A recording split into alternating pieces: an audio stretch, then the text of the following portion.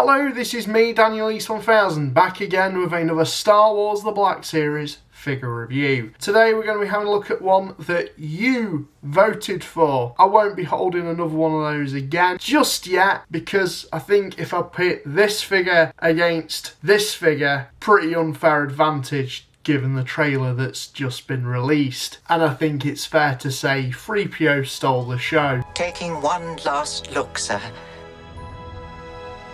at my friends. So that's who I'll be reviewing next. With that out of the way, on to the review of Kestis and BD-1. First, as per usual though, we'll be having a look at the packaging. Pretty standard stuff that we've come to expect with the Black Series, as you can see. You've got a nice picture by Gregory Titus there of the two characters. Bubble where the figure would sit, Star Wars the Black Series on the top. Nice black packaging that I do think could do with a bit of a revamp around about now, but we'll make do. It's a box at the end of the day. What we're really bothered about is the contents inside of it. So if we look around, you've got his name at the side, the number that the figure is, and on the back a nice bio about the character, which I will include in the description below, that you can read in your own leisurely time. Legal garb, which we all love. Another nice picture by Gregory Titus there. For some reason missing out BD-1, but I suppose you can't really fit him on there, but whatever. You got Star Wars Jedi Fallen Order on the back there as well. One last thing I will say about the packaging is that I like the high-end feel of it. I like the fact that you can, open the figure up, take it out, and pop it back in the packaging. Kind of like a sideshow or hot toy figure. If you're a bit of a hoarder like me, it's always worth keeping your boxes. If not, pop them in the bin, of course. Anyway, that's the packaging out of the way. Onto the figure itself. Again, can't really talk much about either of these characters, really. I say one figure. There's technically two that come in this, and make no mistake, this is a figgy. Can't really say too much about the character because, number one, I'm not really a gamer, and I've not really been keeping up to date with Star Wars Jedi Fallen Order, but it does look pretty damn cool. The events that the game falls in between are episode 3 and episode 4, so he's managed to evade Order 66 for now, and he's basically trying to learn the ways of the Force, while also evading capture from inquisitors, of which we have had a figgy made of one of those, but the one I really want to see is this one. What can I say? I like my figures chunky. Let's get on with the figure. Again, what do you expect with Black Series at the minute? Just fantastic. Absolutely brilliant. I mean, when I heard this character announced that we were going to be getting a figure of him, I was kind of like, I'm not really fussed about this. Although that's only because I'm not really a gamer. But when I saw pictures of it, I was like, oh, that's pretty neat. I kind of need that. And lo and behold, here we have him in my collection. Really pleased with him. It's a very unique costume design. Definitely channeling a little bit of Starkiller vibes, but slightly less overpowered, which is good. If we zoom in, let's see if I use the right hand. Oh, there we go. So yeah, that likeness is pretty damn good to the actor. He's got some really cool stuff going on with his costume design there. I know that the character in the video game does have, or will have, multiple costumes that you can unlock as you progress. I like the kind of mishmash of it. He looks kind of rough and ready to go, like he's been through a lot. One of his sleeves is either missing or rolled up. He's got a glove on this hand.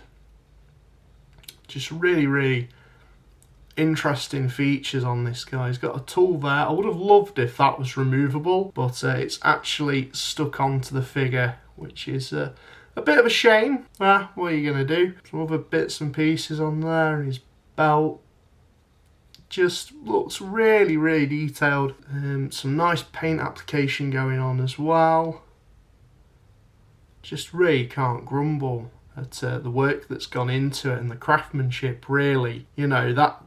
That sleeveless arm there as well is kind of neat to see. I don't think we've really seen that. Yeah, that's kind of like interesting to me. I don't know why.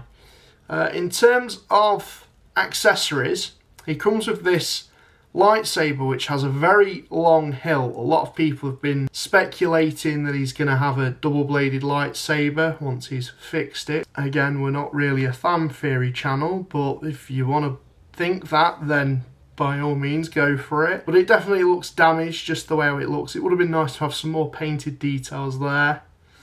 That's it. not too bad at all. I think, oh, you can remove the blade from the hilt, which is nice. It's a very unique looking hilt for sure. The other accessory he comes with is, I don't even want to call it an accessory really, it's a figure on its own right. And something that I'm really liking about Black Series at the minute is the fact that they are including smaller droid and characters with their figures. But this is BD-1 and he's really cute. Well, I'm easily pleased. I like my small dinky things, especially when they have as much articulation as this guy has. This could have been just a solid moulded piece. But it actually has articulation. It has a ball jointed head, ball jointed legs, so they can move up and down, and a hinge in the ankle. So you can kind of pose this guy a little bit. And something that I really like about him is you can actually have him, if you're good at posing, and I mean, unfortunately I don't have, I've got a desk here, but I don't want to move the camera about, but you can kind of like perch him on Cal's shoulder, kind of like in the video game. But not only that, I found a way, because this is a loose piece here, but you can kind of slot his feet under there, and you can have BD-1 being carried on his back, and that's kind of cool to me. I don't know if it's an actual intended feature you can do, but you can kind of pose him up a bit and have him peek over his shoulder. I've done it before, but it's a bit difficult to do. But you can kind of do that. You can kind of have the figure peeking over his shoulder just a bit. So that's a really, really nice little inclusion. And it's really well detailed and painted as well, to be honest with you. Lots of good stuff going on with that. Just a cool little accessory. And something I think last year they wouldn't have really included. Yeah, it's a nice feature that. I'm really pleased with him. So yeah, that's 2 accessories.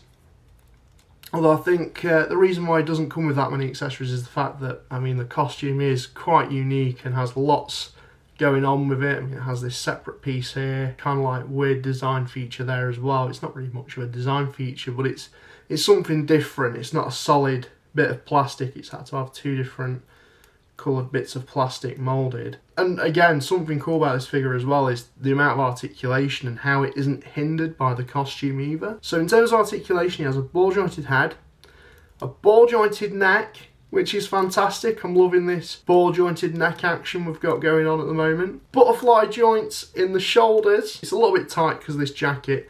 We can move them in and out. Ball jointed shoulders as well, ball jointed elbows, ball jointed wrists, ball jointed torso, again not hindered by any of the stuff going on at the back there because this is actually a loose piece that you can flick out. Ball jointed hips, swivel at the thigh, double hinged knees, and ball jointed ankles with rocker joints. So everything that you can really expect from Black Series in terms of articulation, pretty damn perfect.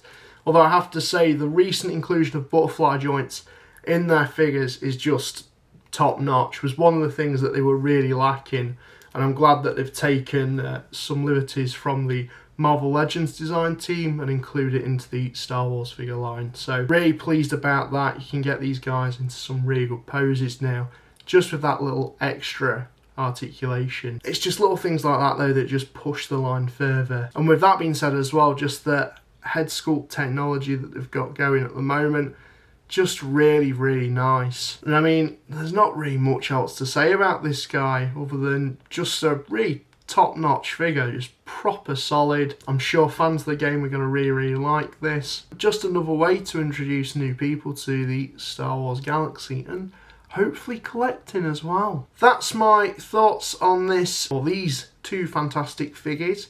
Let me know what you think of these guys in the comments below. Have you got Jedi Fallen Order on pre-order? Are you going to be picking these figures up? Let me know in the comments below, and this is me, Daniel East 1000, signing out, and thank you very much for watching.